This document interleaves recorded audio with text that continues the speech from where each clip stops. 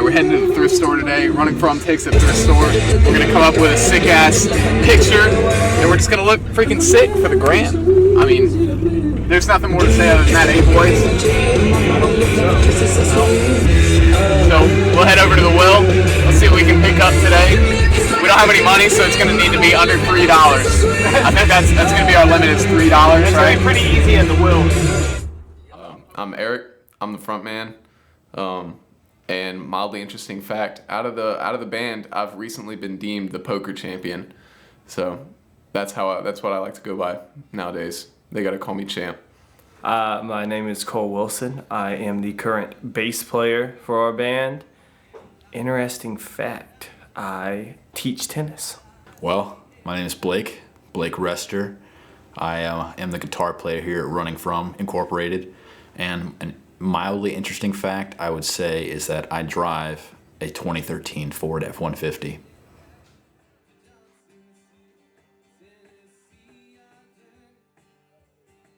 But Blake and I are pretty much 50-50 with everything with this band. We always are talking with each other, and we've learned to work together really well.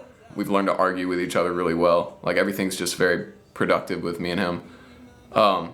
And so we started jamming, Blake and I, just me and him. He would play guitar, I would play drums. And then a few of our friends moved into town, and we actually kind of got the idea, like, hey, maybe we could finally have a band. Because it'd been something we always wanted to do, but we just never really had the people to do it. And so once a buddy of ours moved into town, he started singing for us, and we were able to form the band off of that. I was the drummer back then. I met Eric, our lead singer, 10 years ago. I've known him for almost 10 years, back when we started playing tennis together.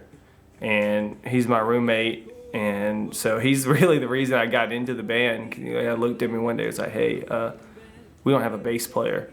You want to learn to play bass? I was like, sure, that sounds fun. So Cole came along after we kind of went on a lull with Running From for a while, because our singer lost interest, and so I stepped up and started singing and playing drums while we could, and then we ended up finding Cade from the BCM band as well.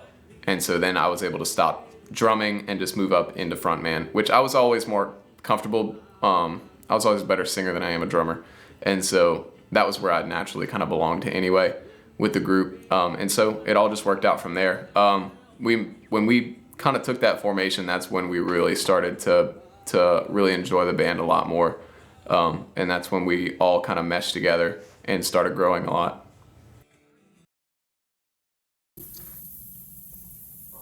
I'm trying to think Assassin's Creed.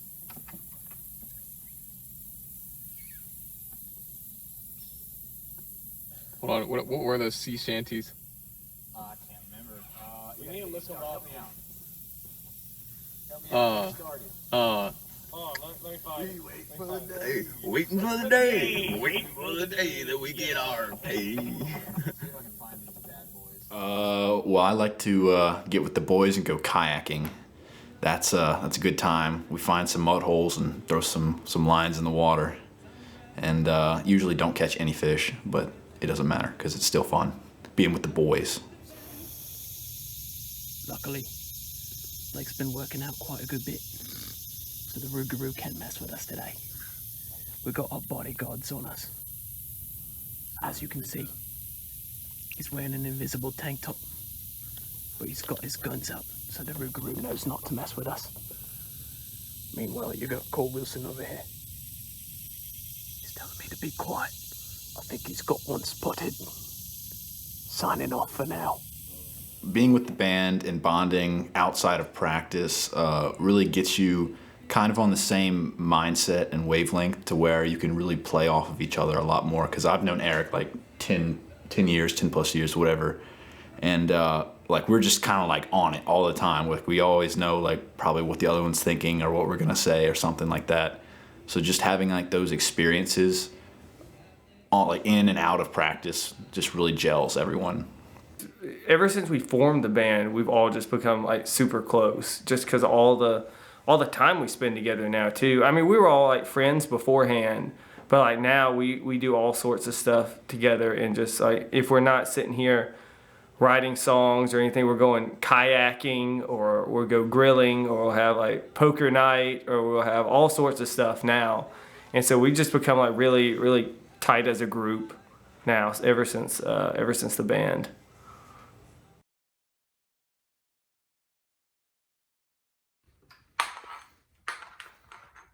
Thanks, bro. Oh, hi. I'm Not Over You. I wrote the lyrics.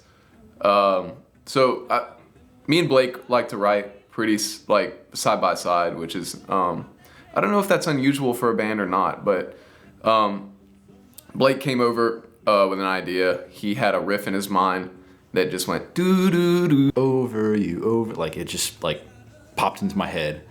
But it was like, I came to Eric and I showed him the idea with a little riff, and we were kind of messing around with it. And he's like, I thought it had been used a little much, the Over You thing. And so we wanted to go for the switch up and kind of make it an anti-Over You. You know what I mean? And so we decided to make it I'm Not Over You because Blake had just gone through something where he had a girl that, you know, he broke up with, and well, she broke up with him, but but he was trying to get through that situation, and so we decided to make the song about that. After like all those months of doing it, it was it's cool. It's cool to be able to like go into Spotify and like pull up like your song and like with your title and cover and everything on it, and it's awesome. I love it. I'm proud of it. Yeah, having the song out is very fulfilling. Obviously, it's been something I've wanted to do for a very long time, probably since me and Blake started writing music. From when I was young, I always was writing songs on piano. I played piano when I was really young, and so I've always been kind of making up my own songs, and just to finally have one out and to get it played on the radio, which was also really awesome. Yeah, I would say fulfilling is the best way to describe it. How does it feel having your first single out?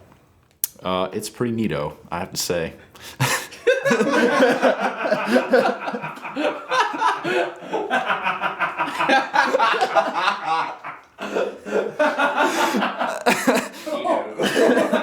More deeper, Boy, oh boy, am I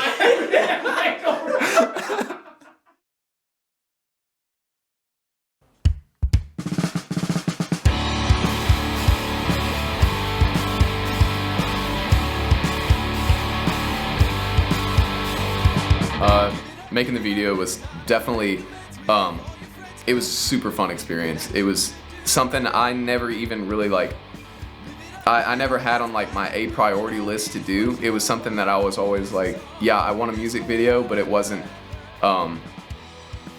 something that I really thought I would enjoy the process of and just really vibe with doing, but I loved it. I mean, it was so much fun.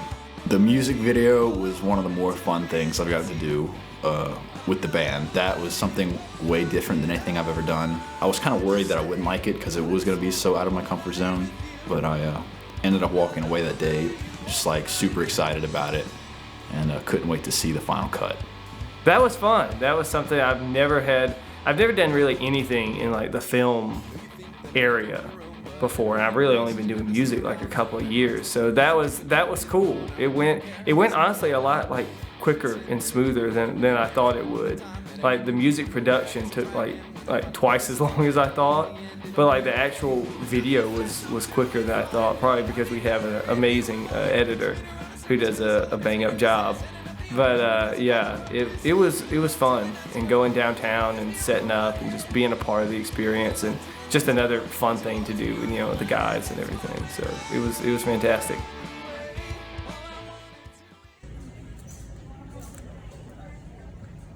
I don't know, the Browns guy. The Browns not iffy, do the Browns. Your grandma tweed. Bring it back. I don't know about tweed. What? Are you serious? Let's see. Put it on. Put it on. Ooh. Oh. Wait for it. Hit him. Oh, that's too much. Yeah, it's really small though. That's hilarious. You don't want to I see could it. wear it. It's a look, man. It's hot.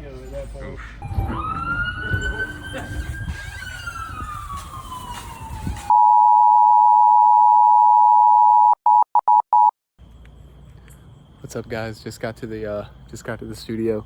Cade's in here right now, tracking, staring at the sun, the drums. So we're kind of waiting on Blake to let us in right now.